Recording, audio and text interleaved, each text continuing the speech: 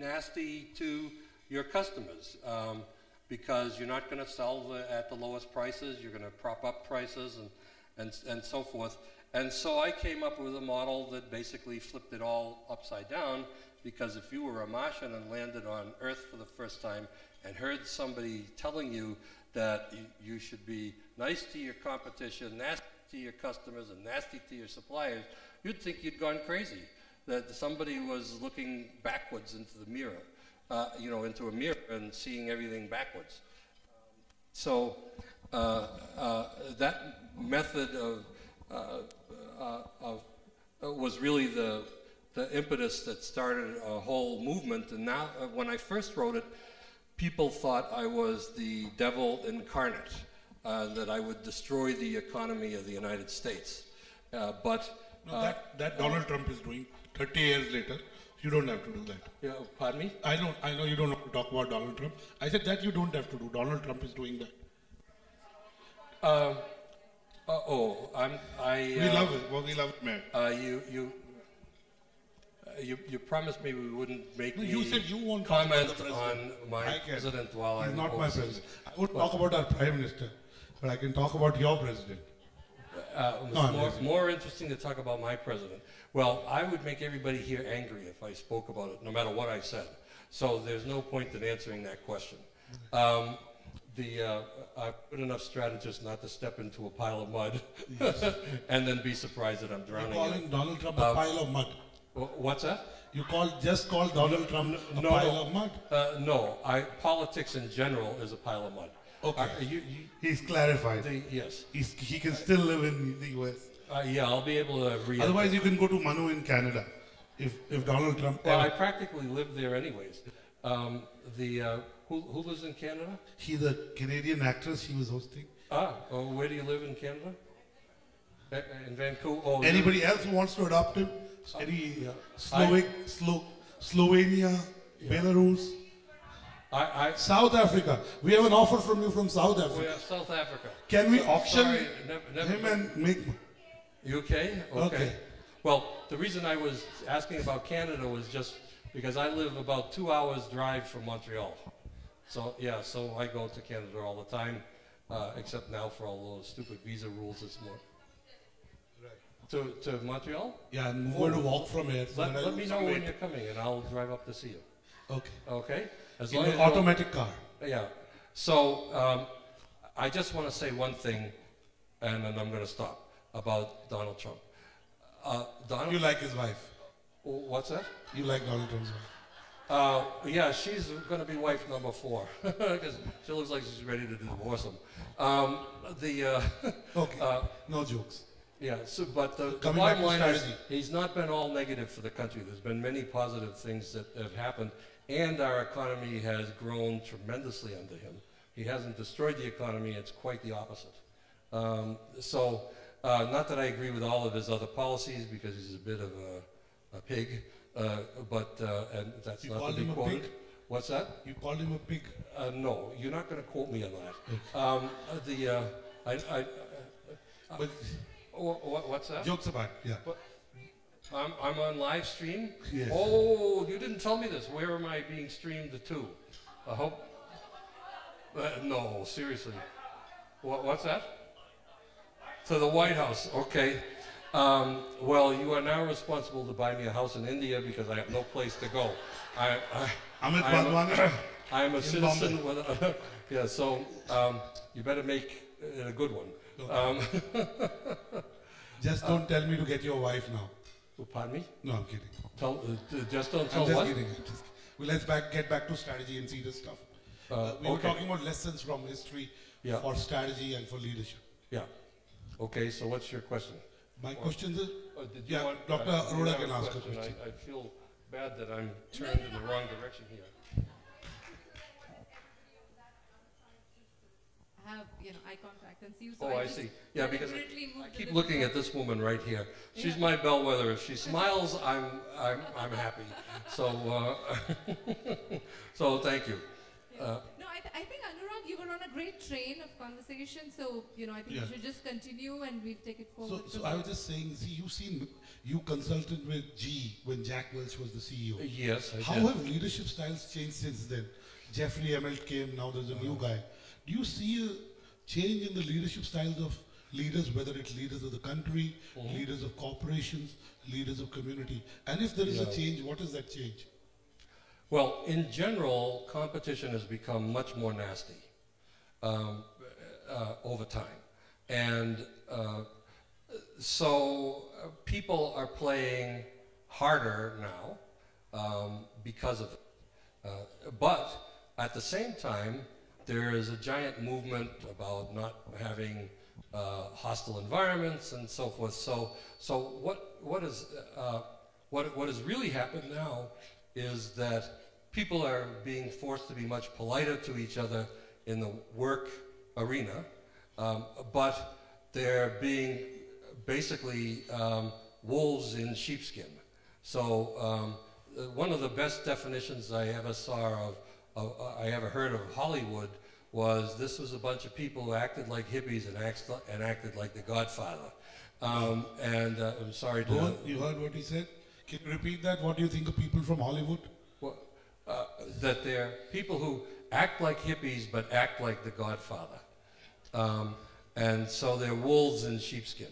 And that's really the way the world has gone, I think, in general. The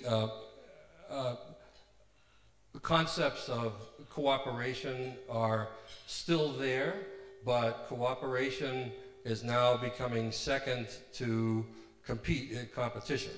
And the idea is you cooperate to beat someone else.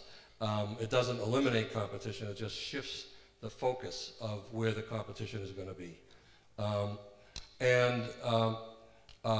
You know, I've worked with some senior women in the United States, and I've found that they're as tough as nails. They're, you know, it's... You're talking of Hillary Clinton. Pardon me? Hillary Clinton? Oh, Jesus. Okay, first of all, I was trained as a lawyer, so I don't know the difference between right and wrong. Okay, that's what law school does to you.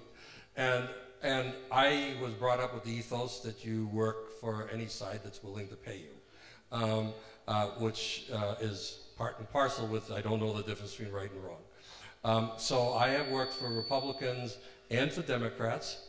For a very long time, I spent New Year's weekends with the Clintons, even when Bill was president.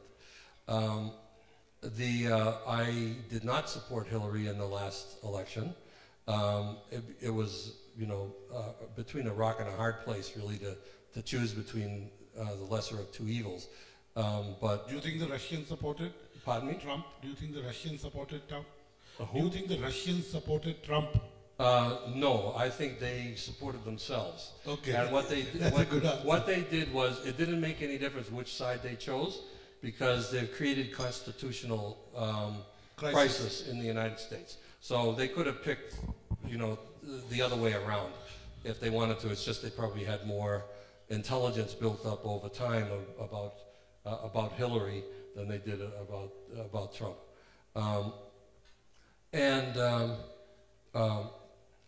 So I think the Russians basically couldn't lose no matter what happened in what they did, and this is a big threat for democracy in the future. They wanted to create confusion in the U.S. and say that they can make a difference in a negative way.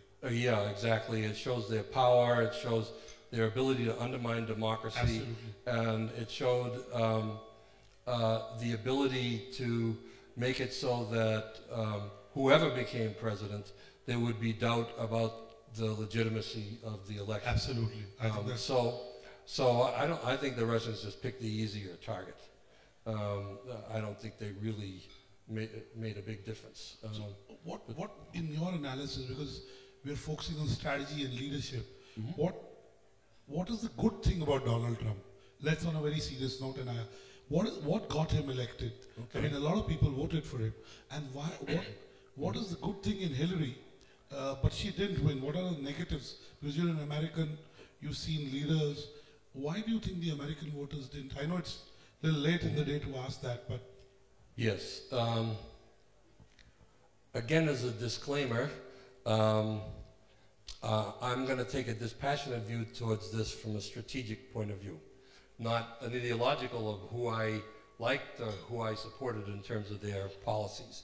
Because again, I was trained as a lawyer on the first round, and that's it. She's still smiling, so I'm okay. At least so far. Maybe I should be watching some of the people in the back, because they don't look like this. They don't look like they're smiling. Pardon me? No, kidding. Well, just don't watch that man, that naughty man. Don't pay attention to this man right here? That naughty man, yeah. Which one? The one who's giggling.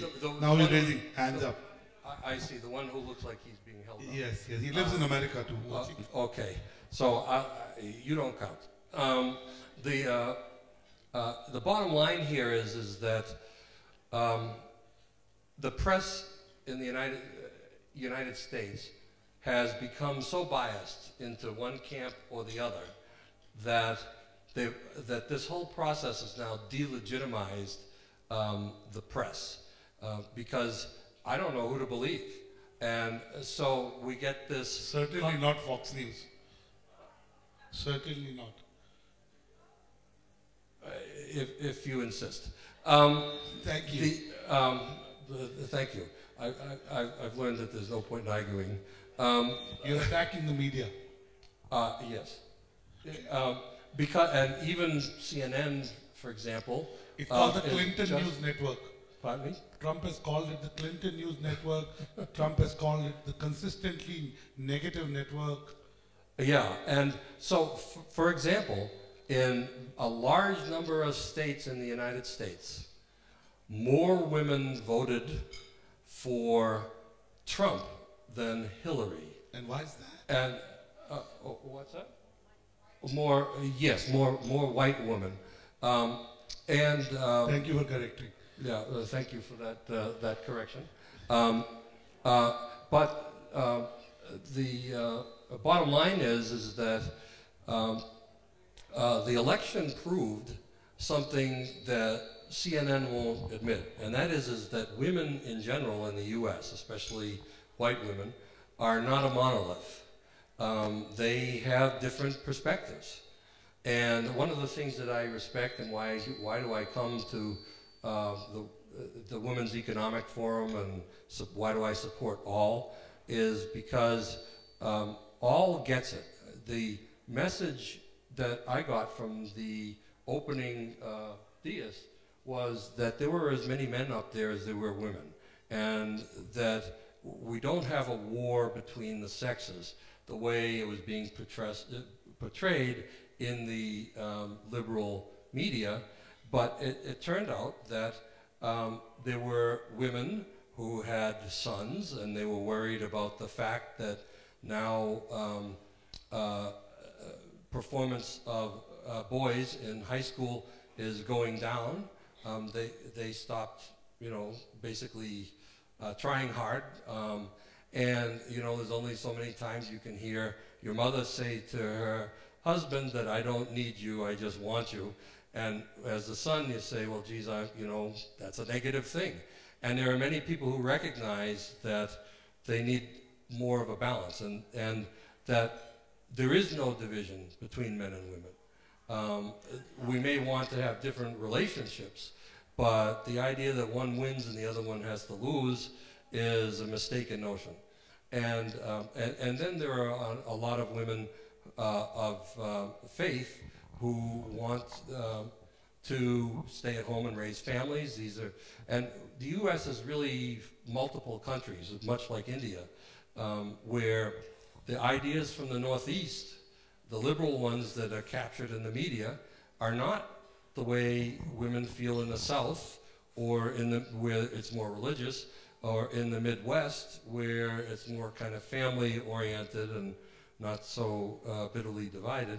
And so the election really showed that Hillary was counting on everybody to be like her.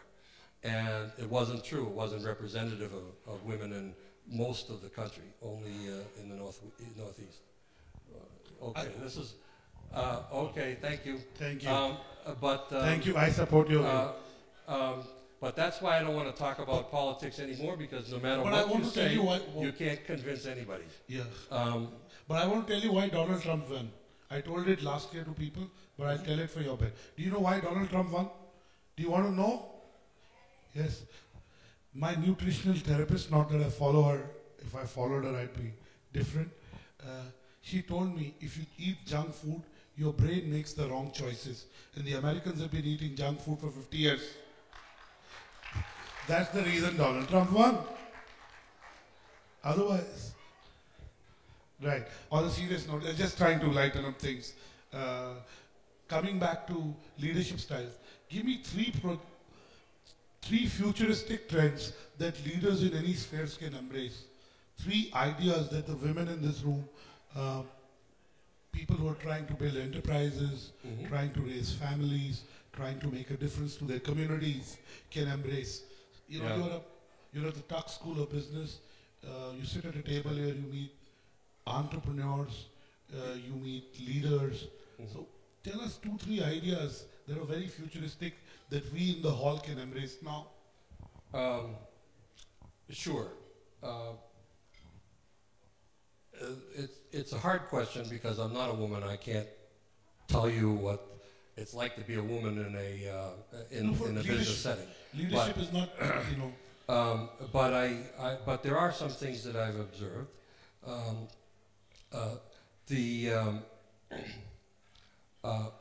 I think that it's probably better if I tell you a story. I was very proud because I created an executive education program for women who had gone home with families, and then they wanted to re-enter the business world.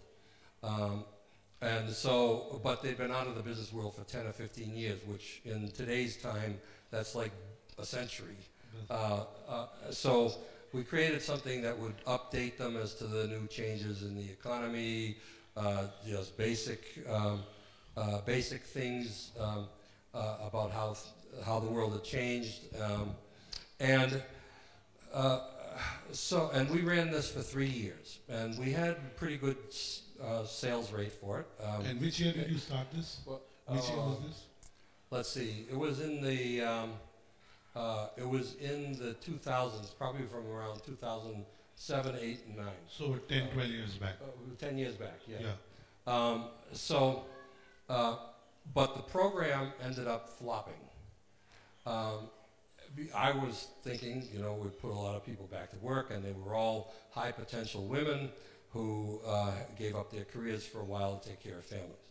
And here's what the result was. And there'll be always somebody who'll say, I don't believe you. So this is why the news now doesn't make any sense to anybody, because... Blame everything on the media. I'm losing here because of Indian media. Right? Well, I guess you've already had a lot of criticism, because there isn't much hair left. There is a lot. It's all relative. We can argue a whole night about that. And let me tell you, God made 2 kinds of people. To some he gave hair, to other he gave brains. I'm none of them. He's given me none. No hair, no brains. But that's another story. I don't believe either of that. Yeah. You have both hair and brains. Pardon me? You have both hair and brains. You have hair and brains. Well, allegedly. I have brains. Thank you for being sporty. Oh yeah, take it for what it's worth. So here's what happened. A third of the women finished the 2-month program, and they said, this reminded me of how bad it was and why I left. I don't want a job. And then another third of the women took jobs, because we judge our success rate based on, did we place people. And another third of the women took jobs and were very happy to go back. And then there was a third of the women who took a job and quit in a year, saying it's too much stress because, my kids now, and I have to worry about them getting into drugs or getting pregnant, and I want to be home to watch them, and I just can't do both at the same time. So our statistics didn't look very good at the end of that process, because we really didn't replace a lot of people compared to what we do with the MBA program. With our MBA program, 98% of the people are employed by the time they graduate. We now have a 54% percentage of women in the MBA program, and our undergraduate college has the same for our undergraduates. But when you get older, the conflicts of life start to come in, and balance between work and life starts to come in, and that changes people's opinions. So after 3 years, you know, we received a little bit of criticism saying, well, you know, really, you're only got a 33% success rate here with the women. And so we, you know, racked our brains. We did, you know, all sorts of discussions with the participants in the program to find out how we could improve it. And in the end, we didn't think we could compensate for those deeply personal feelings that people had, because those are, you know, they come from inside. They don't come from a professor telling you you should feel differently. So we ended the program. Now, what's the lesson of that? One of the lessons is do what you want, okay? Even if you're married? Oh, pardon me? Even if you're married? Well, that's why I have 3 ex-wives. I can't say that. They all did what they wanted, and then I did what I wanted. So sorry to be so blunt, but don't give people ideas. What's that? Don't give people ideas. Don't give them ideas? Yes, I know. I lost many friends because their wives would not allow their husbands to be with me because they were afraid I'd give them the wrong idea. They were probably right. I don't know, after enough brandy, people's minds open up a little. With, you know, if you sit down and smoke cigars and drink brandy with them, then suddenly people will agree with stuff that they that they wish they hadn't the next day. So what was you were saying that the trick to getting do what's in your heart about what you want. It doesn't make really any difference what you did, because at the end we're all dead, and at the end hardly anybody gets remembered past their lifetime. So enjoy what you are, admit what you are, and don't let society tell you what to be. If you want to be a great basketball star, be that. If you want to be a housewife and stay home, be that. If you want to, yes, I know, I'm thinking of Alina here. Footballer. She said the same thing when, you know, she said, everybody thought I was crazy. Everyone, be crazy, do what you want. Yes, exactly. Just get married, then we'll ask you the same question. What's that? No. You want to ask her the same question? Well, I agreed with the end of her talk yesterday, and I had the good fortune to speak to her before that, so I knew what to say so I wouldn't get killed, because evidently she's got a black belt or something like that. And I have a brown one. And what's that? Yeah. I have a brown belt. You have a brown belt? Yeah, right now? It's the same. Is there anything more? Yeah, I'll ask the last. You go ahead. No, I think he was asking about, you know, 3 things that you'd probably like to... 2, 3. 2, 3, whatever you'd like to share with the women here in terms of leadership style. So one is, you know, do whatever, that's the first thing, you know. What's your do heart? your thing, do follow your heart. Yeah. And a second thing that could be for them to And embrace in their own fact, leadership. just to build on, you're saying be authentic.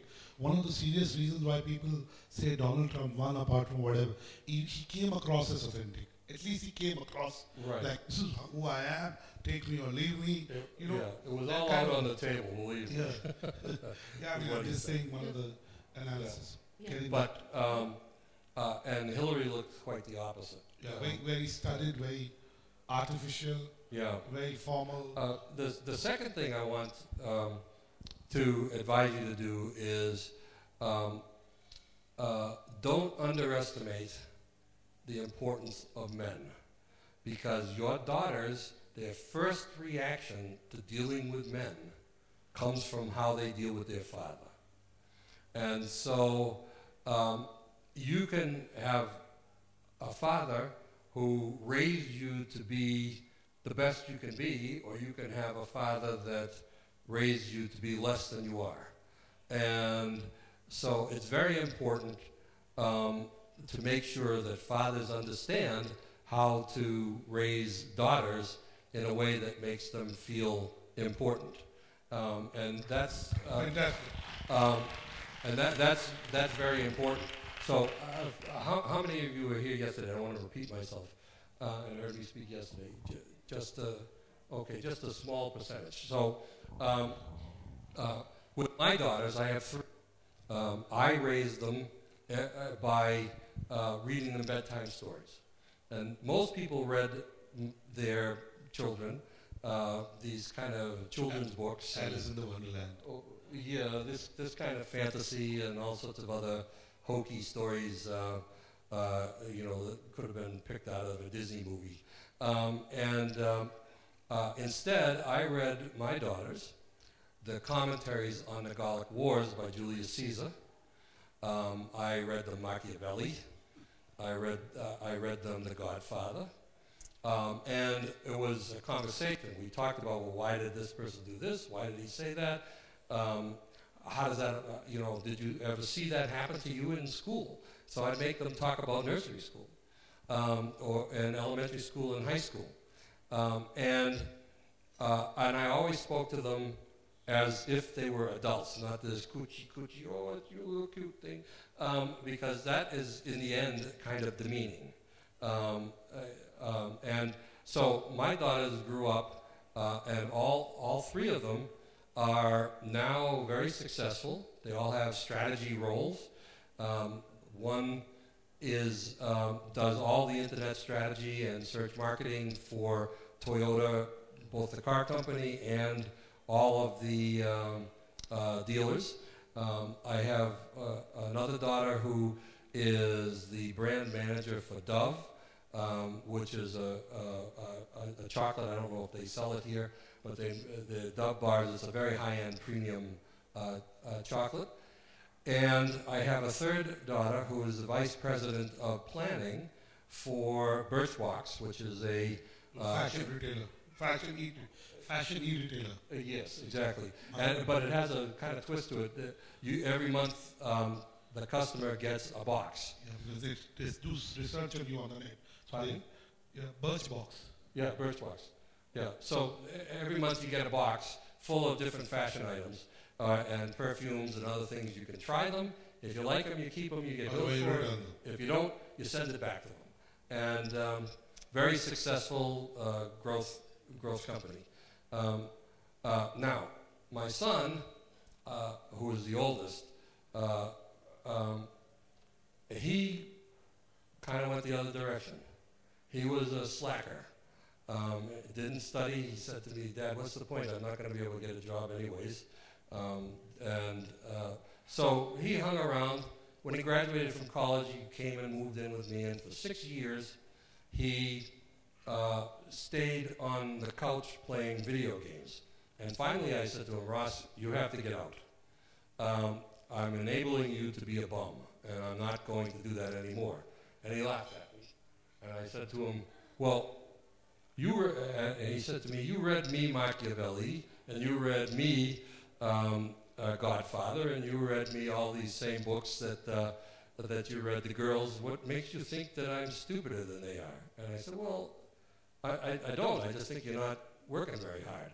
And he said, and he laughed, and he said to me, "Dad, I bought a condo on the Upper East Side in Manhattan, which, if you know, they don't start at less than $7 million. So I went nuts, and I thought, how does a 28-year-old, this was when he did this, afford a condominium like that? He must be selling drugs." And so I went crazy. And then he explained to me what he did. He is one of the top 10 strategy video game players in the world, and that has become a sport. Fantastic. But he said that he didn't have a chance in going to graduate schools because the percentage of slots for white males were very low.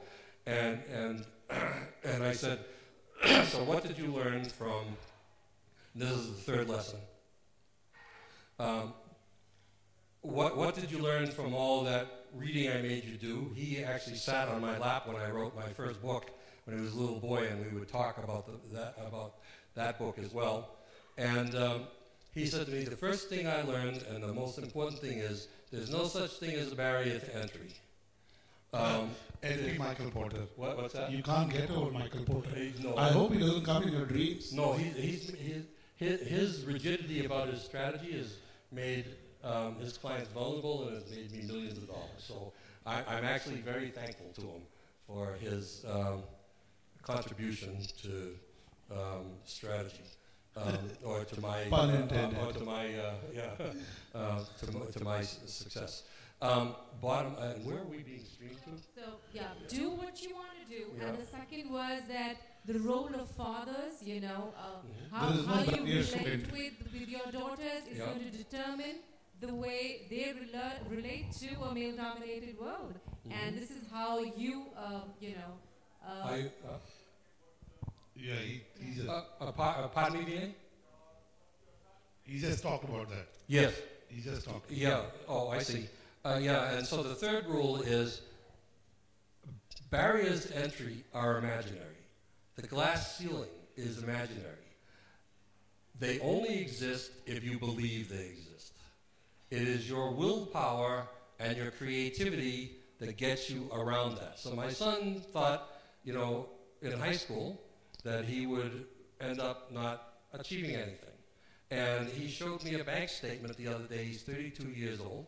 And because I really didn't believe him until I saw him in Madison Square Garden, and he and a group of 6 other video game players had sold out Madison Square Garden for 2 days completely at $75 a seat for 2 seats, and for 2 days each.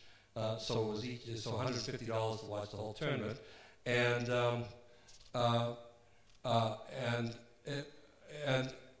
the way he makes money now is kind of entrepreneurial, because what he and the other folks did was they got a promoter.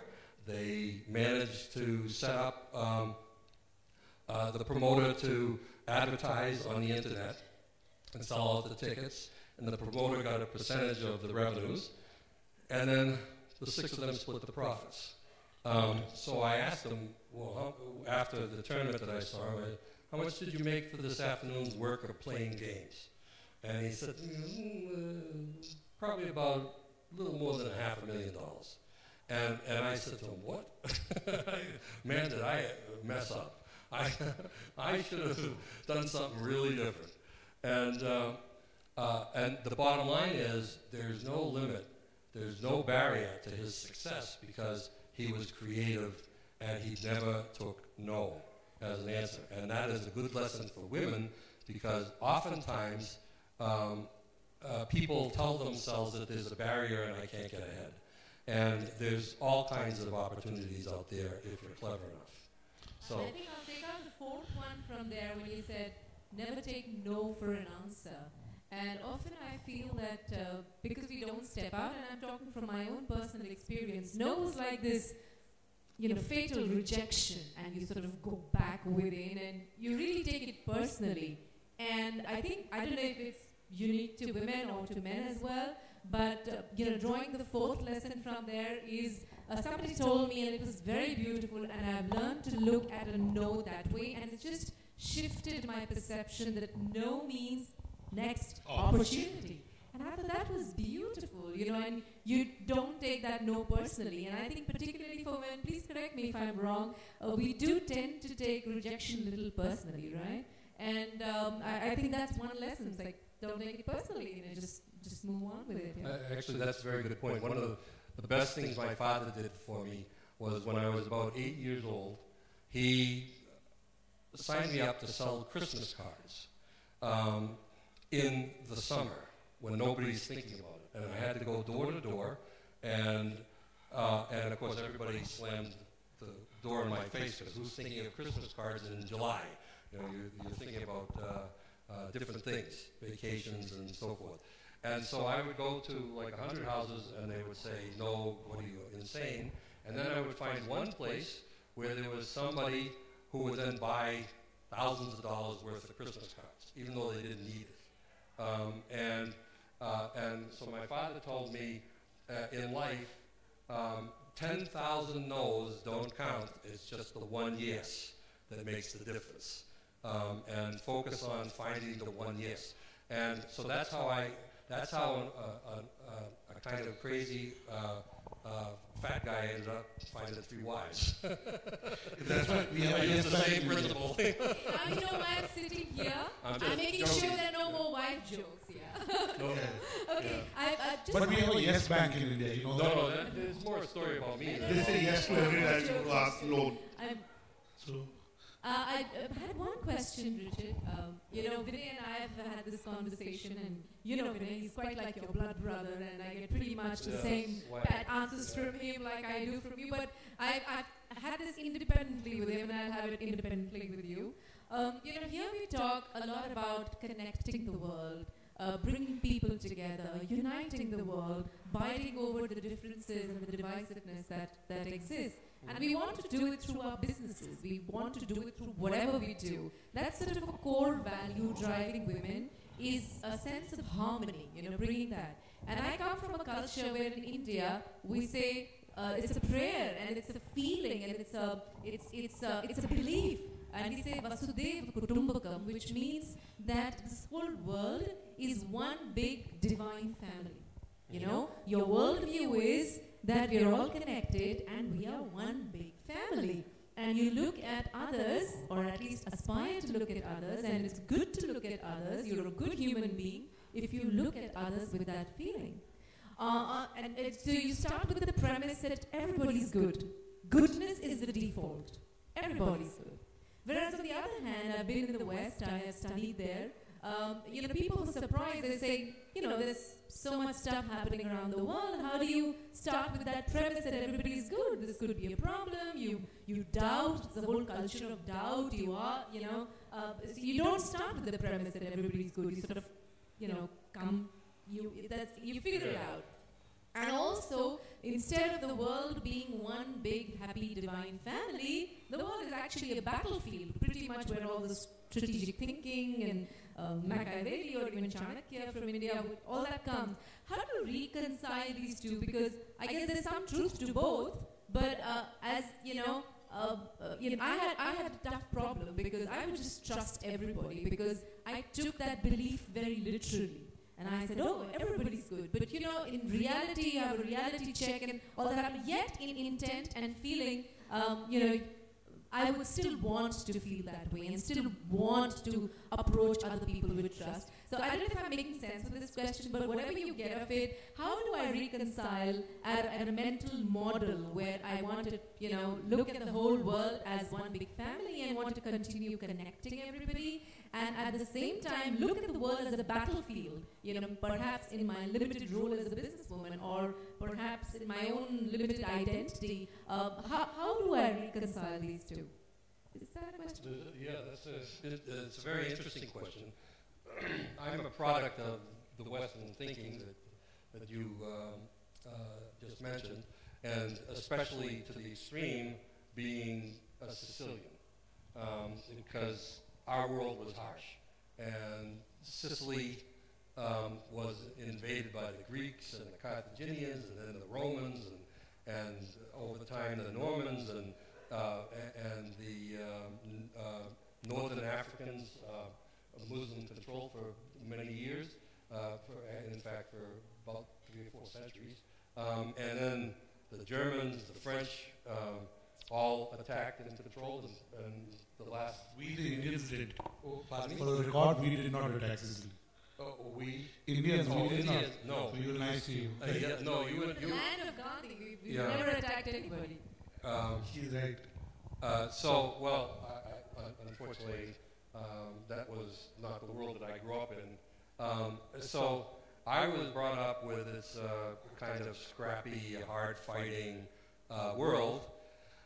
And so I've tried to reconcile your point of view because I think you're truly a better person if you believe like Harbin does than the way I was brought up. The first thing is you have to live your personal life, like how you treat your family. You can't treat them the way you do business. You have to have some line around which you draw, and you are cooperative and magnanimous and so forth with, and some other places. It's a question of where you draw the line.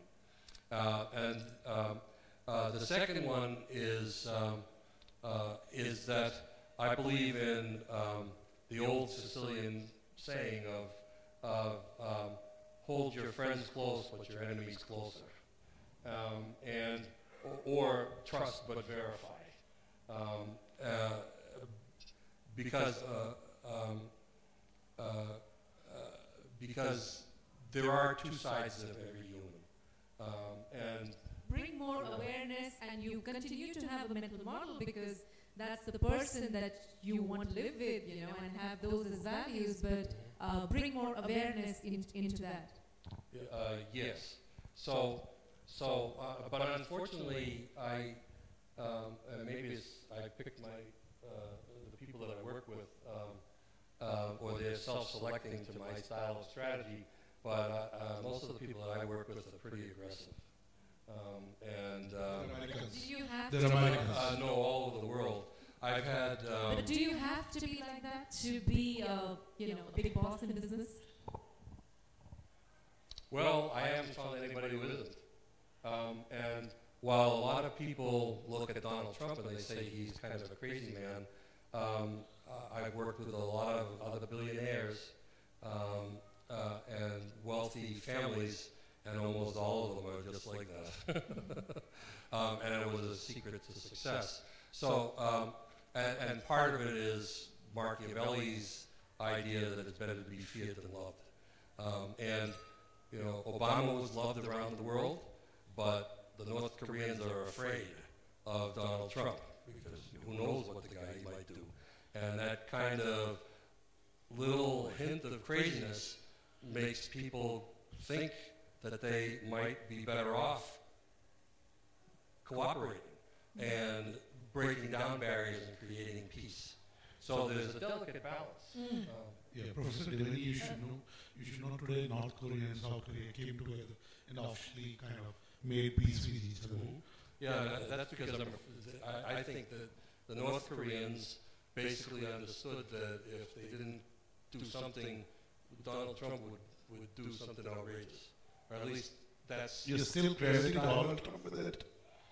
Yeah. I have a question, Professor Richard. The question is that, remember we spoke about Gandhi and how using non-violence was a strategic decision. And of course there were other decisions as well, but it was a strategy, and you teach a class on it. Now we see in the corporate world there's an increasing trend towards brands and companies embracing ethical leadership.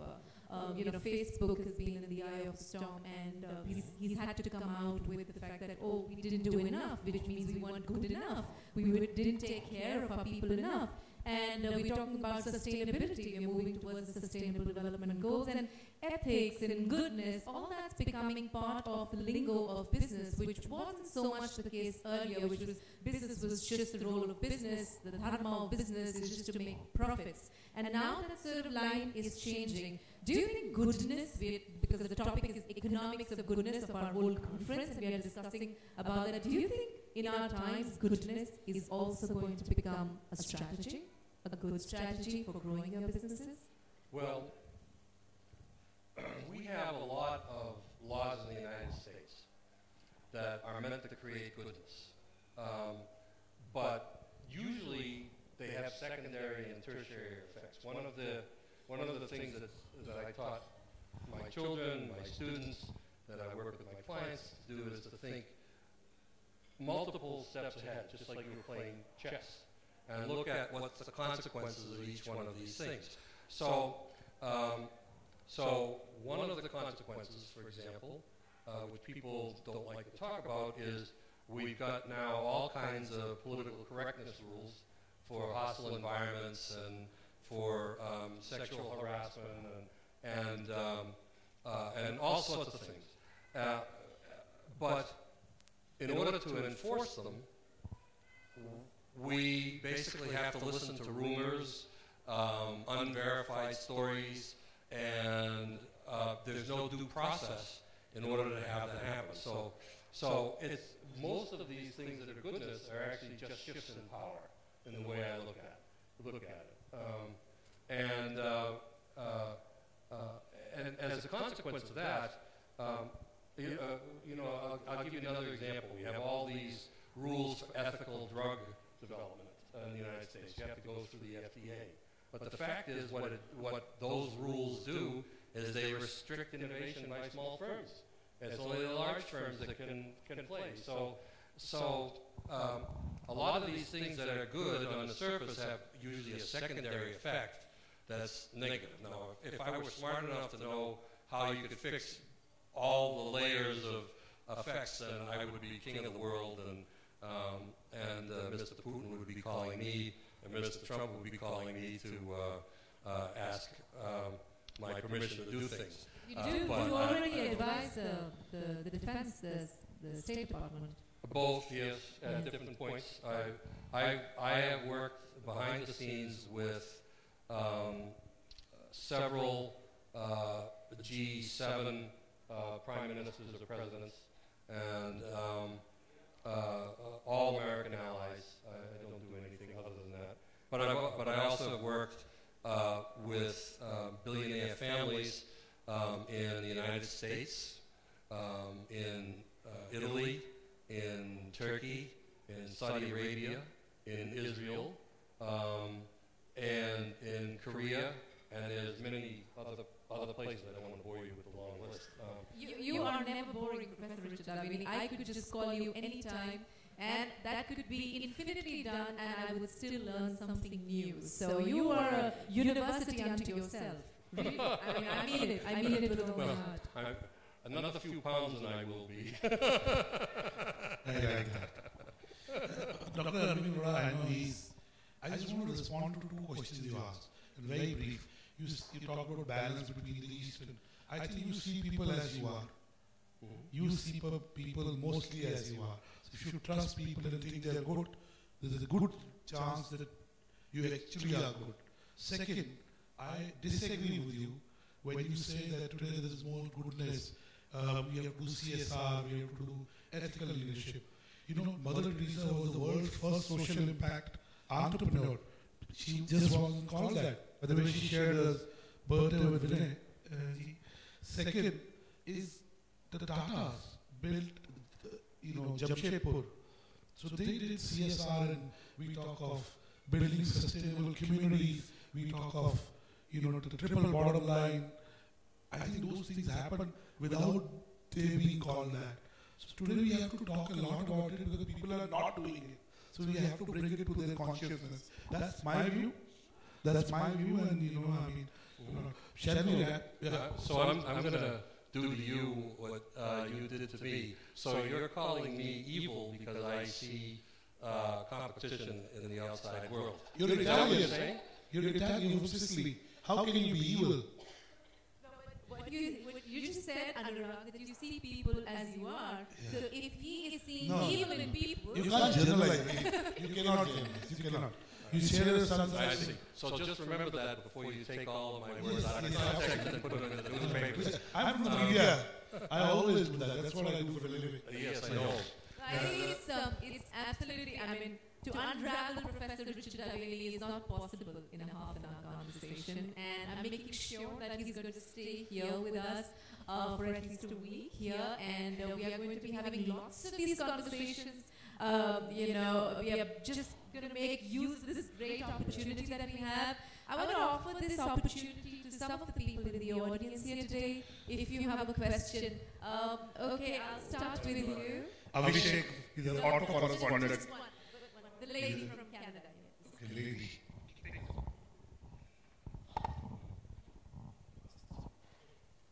Thank you. Thank you to all the three of you for those words of wisdom. I wanted to make a comment, and especially to respond to Harbeen. My name is Iris Almeida Cote, and I'm the president of Innova Connect in Montreal, Canada. You talked about goodness. I just wanted to give you my version of how I see the world, and I think that the elements, the forces of goodness and the forces of evil coexist. It's part of the yin and the yang. And the issue is which trumps, and how do we make one trump? Trump is not going to leave us. No, the triumph of good over evil. But the question I see is, I see the world in terms of power, and the unequal balance of power, and the misery and the destruction and the hopelessness and the lack of humanity of a whole section of our planet. And so what is goodness in that context? And for me, goodness is to transform lives and help balance the playing field. The playing field right now is uneven, and how do we do that? That's the big challenge. Can I take one more question, and then Professor Richard Daveni could just sort of, collate all the points and then respond. Yes, Peter. Yes, your question. Hey, just give it to me. Yeah. And then we'll come to you. So we'll just take, enough has been said about triumph. But we would like to talk about Prime Minister Modi. What are your views on Modi, and how do you view his friendship with Modi? I mean, he has been talking a lot. He has been praising Modi a lot. He has not yet criticized Modi. I mean, how will that his friendship with Modi go a long way in building Indo-US relations? One more. I'm just going to take a couple of questions here so that we have a perspective on the context laid out. I have a question just coming from Teresa Wickham from the UK, a very noted businesswoman from the UK. You just pass the mic and then I'll pass the mic to you. Yes, thank you very much. I'd just like to challenge you a bit about business being all evil. If you've got a really good chief executive who's doing the right things, it does respond in the city. And I can tell you two companies. One is Unilever with Paul Perlman, who's been an absolute example. And why has he done it? He's done it, because he believed in it, but also he knows it's what his customers want. And the second one is Sainsbury's. In the UK, our four retailers are really tough. High volume, small margins. Sainsbury's worked on a £1 billion CSR plan. Their shares went up in the city, and the only reason we could look at it from the city was because they'd reflected what people want. So I don't think you can dismiss that all things like that. I think there's an economic benefit if it's led from the top and if they understand their consumers. I wonder if you agree with me. Okay, so Teresa's question, which maybe you can respond to that first, and we'll come to Prime Minister Modi's leadership and what Richard thinks of that on a second account. And we've got your points in, Iris. Thank you so much. And what is your question? Yeah.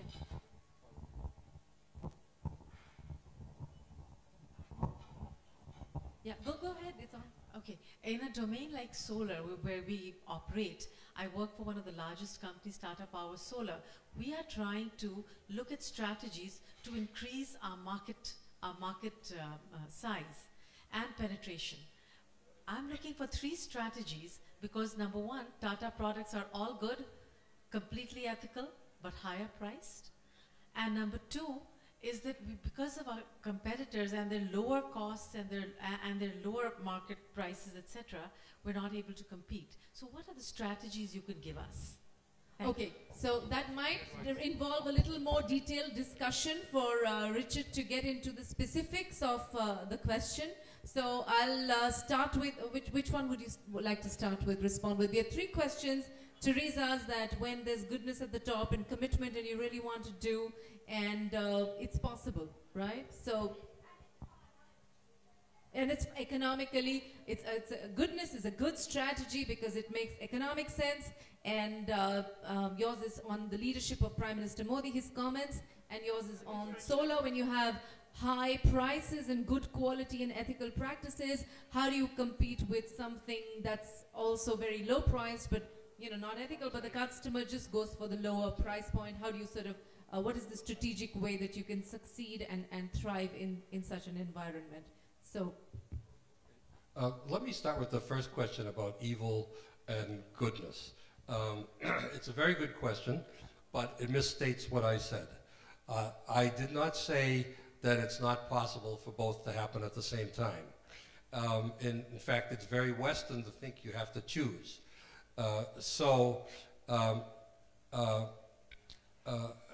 You can do good by doing bad things, and you can do bad by doing good things. It's all a gray line. For example, the ethical drug issue. Does it help people? Yes, it makes sure that there's not unexpected side effects because of all of our process, but it also makes money for people and blocks out others and keeps them from getting through the process. So with every good there's an evil, and with every evil there's a good. It's just a question of which eye you're looking through while you're looking at it. So that's the same is true for politics. You know, you can look at Modi, Trump, Hillary Clinton, Putin, and in one eye, what they're doing is bad, and then in the other eye, what they're doing is good. And sometimes what you see depends on where you're standing. Are you one of the people left out or not? So I tend to agree more with Iris, where it's rather than looking at the world through ideological good and bad, because it's always debatable, it's better to look at power and the balance of power, and how can you correct injustices by changing the balance of power or by changing the interests at the top. So for example, in the United States, it's very difficult for corporations to think in terms of charity. And the reason for that is that we now have a change in capitalism that started to take place in the 1980s, which meant corporations had to focus on just creating wealth for shareholders, as opposed to trying to spread the benefits across a lot of people. So pension benefits went down for the workers, et cetera, et cetera, et cetera. But lots of money ended up in the hands of some wealthy people that did many things that were good. You know, buildings at universities. Look at Bill Gates and Warren Buffett and their collaboration to create this great foundation. So the bottom line is that I'm not sure what's right and wrong, and that's why I started off with saying that I don't have a handle on that, and law school convinced me that the smarter you get, the more you realize that there is no difference between those things, and that you just have to understand that everything in life is some kind of mixture, and then you have to choose which mixture you like better in terms of what's good and what's bad.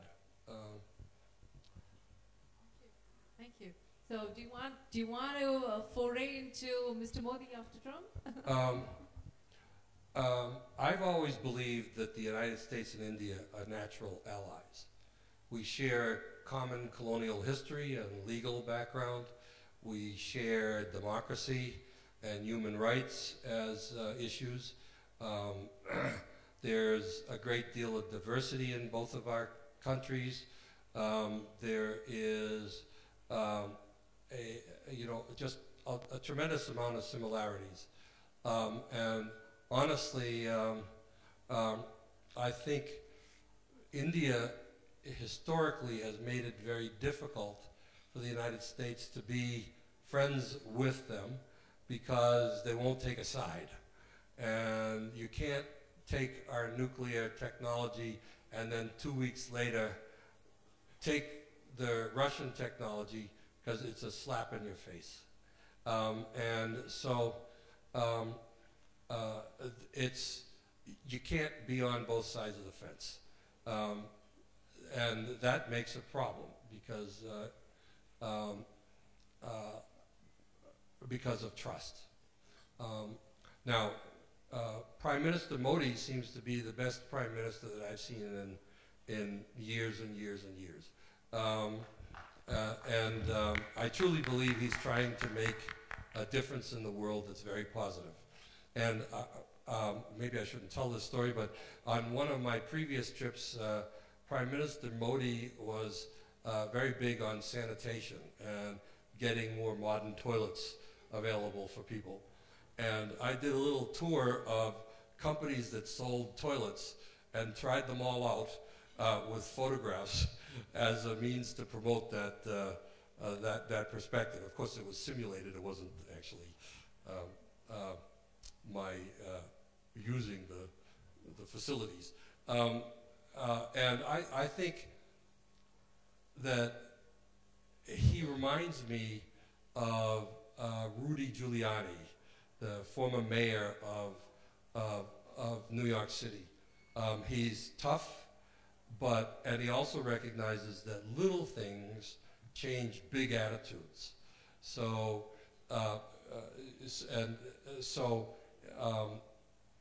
for Giuliani, rather, he created anti-noise pollution law where you were fined $500, which is a lot of money in U.S. terms for most people, if you beeped your horn, except in an emergency. And they enforced it like crazy. And now you go around, even 10 years later, they stopped it. There's hardly any horn beeping, and it reduces the tension level in the whole city, and people act more civilized to each other. So, you know, and you don't see as many people jumping out of their cars and swearing at each other, and you don't see the Los Angeles phenomenon of drive-by, you know, somebody shooting at somebody else while they're on the highway, and things like that in New York. So little things make a big difference. Delivering on them makes a big difference. Can I just pipe in there, because it's so important what you said. We are, you know, in India very worried about the rise in incidents. Actually not, maybe it's getting reported more, I don't know. But there's a whole predatory behavior from men, from the side of, you know, men, not generally men, but I'm just using men for that term. People, towards, you know, women, sexual crime, rape, abuse of children. We hear a lot more about it, or we are sensitized a lot more. But like you said, Prime Minister Modi is doing a lot of things. We've had a few announcements recently, but you said small things send out like a big message and can make a big difference. I know this is not your area of expertise, but I'm just tempted to ask you this question, that what is it that we could do? It's sort of like an epidemic. It's spreading in, I don't know what's happening, you know. What is it that we could do? Taking from the New York City mayor, you know, you can't, there's certain decisions that were done and people were scared to even just, you know, pull their horn.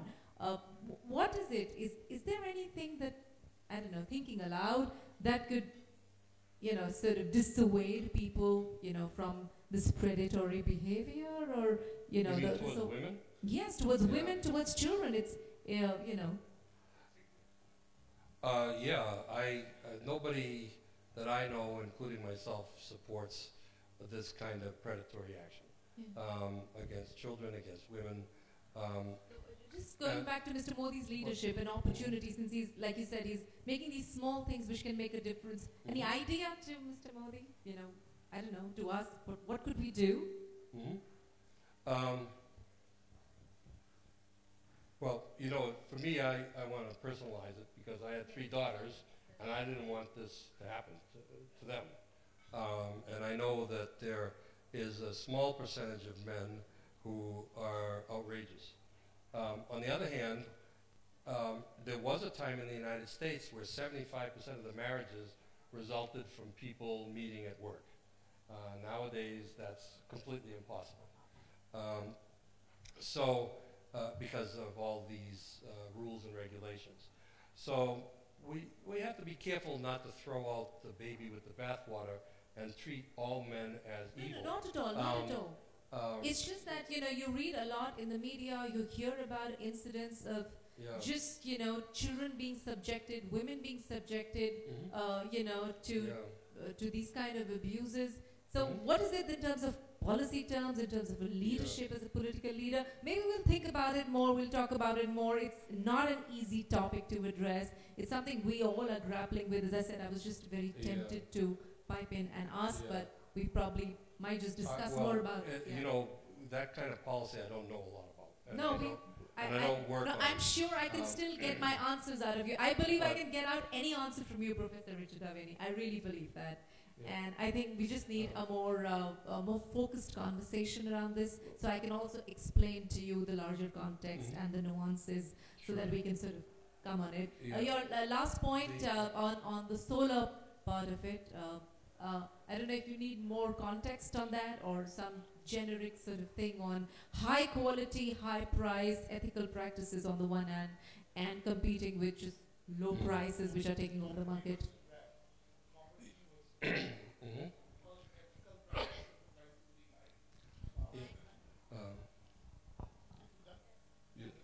lost yours?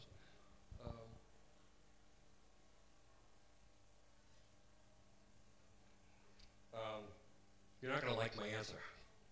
My answer is that I found that I say too many stupid things when I don't know all the facts.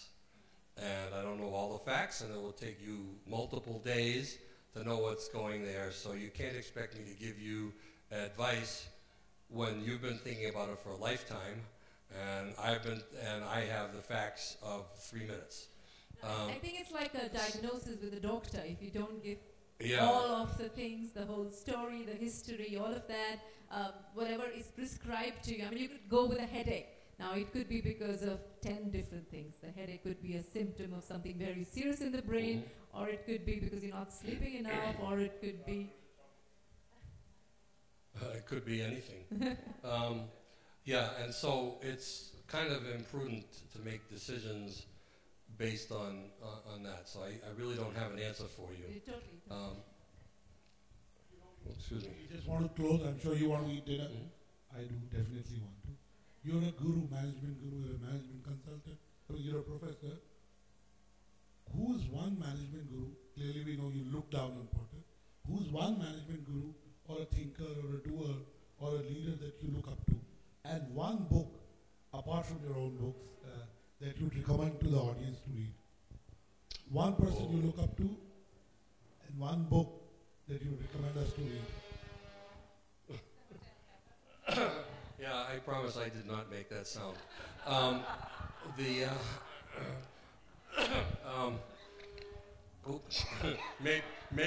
it's him. He leans forward and the horn goes off. Now One book. Or a management guru you look up to. Oh my gosh, that's very hard Can't to be the pick. name of a guru, oh my gosh. The people are naming their feet like that. Yeah, I think the person that I would listen to is Clay Christensen. Yeah. I read all his books. Yeah, he's really a great writer. I think he has a good point with the innovator's dilemma and carrying on with all of that. So I would, I think I would choose him, and any one of his books would be a perfect,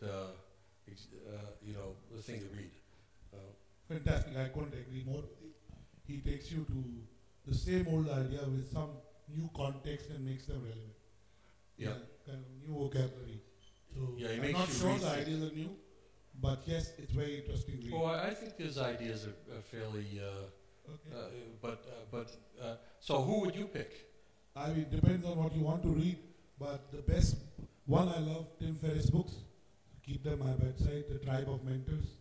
The Tribe Of Mentors by Tim Yes. Ferriss, the 4-hour week guy.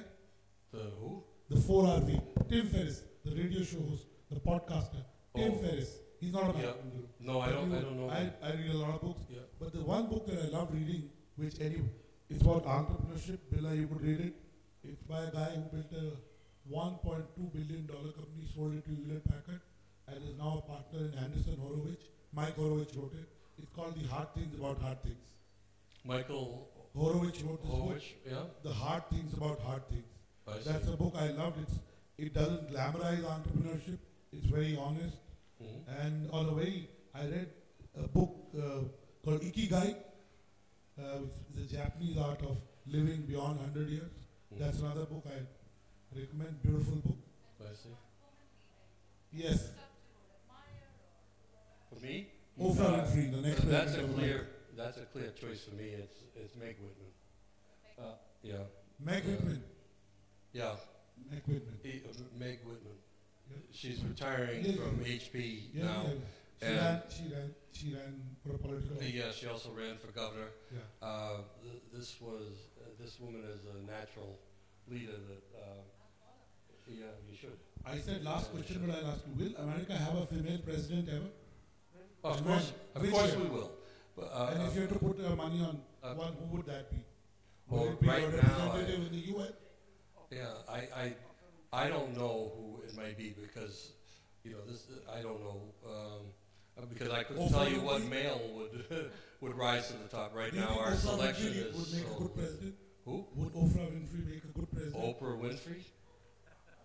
Because now we have TV shows. Yeah, no comments. We know you're Another billionaire with no experience in government. a woman, a black woman. She built a business. She built a business empire. So,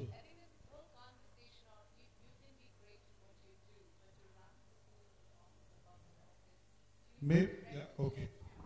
Sure. It's just, I think we're all aware of the arguments, For for and and against. But with that, I take the opportunity, I think, to thank Anurag for this wonderful conversation that brought out so much from Professor Richard Daveni. And as I said, it's practically impossible to unravel. That's why he's at TUC, because he takes classes every day, and there are students very privileged and blessed enough to spend time with him and listen to him. I truly, truly believe in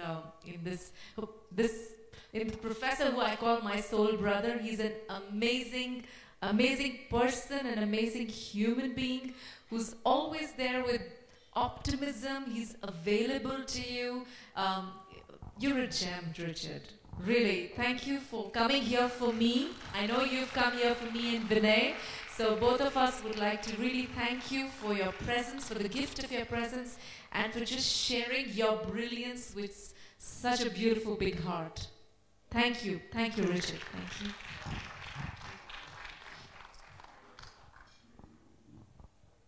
Thank you, everyone. Tomorrow's another day. See you tomorrow on day 3 of the Women Economic Forum 2018.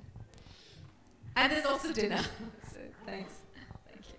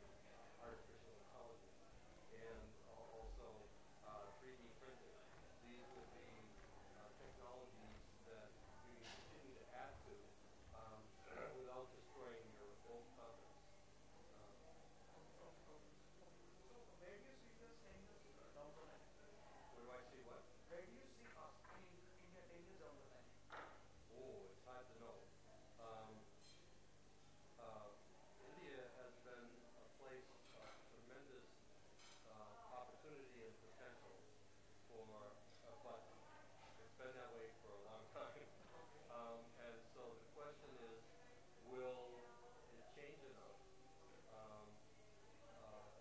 in order to achieve this goal? And some of this will have to do with controlling the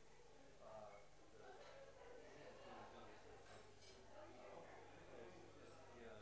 It's very difficult especially for U.S. firms to do this.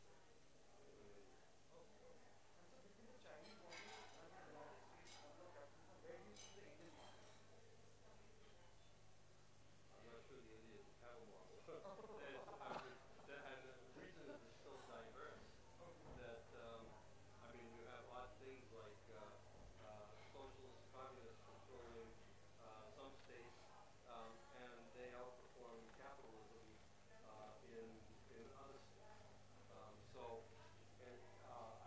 I think for India, the unification of India is still a work in progress.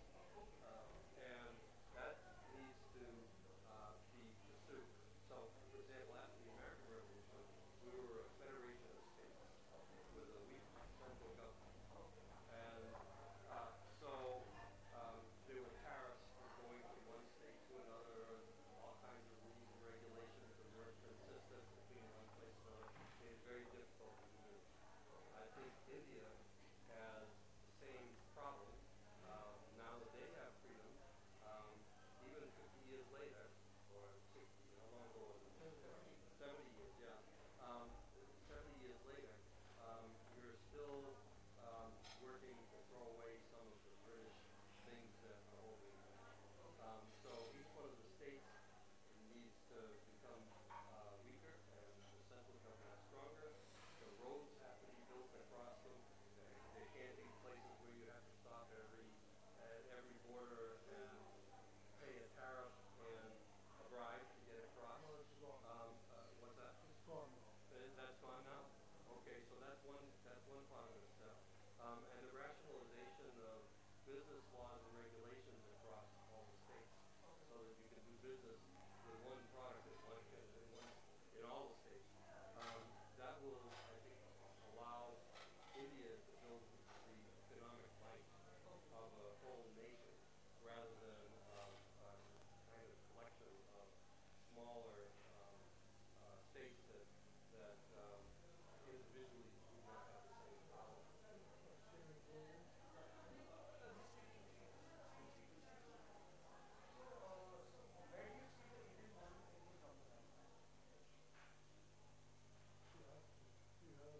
Yeah, you asked that. I have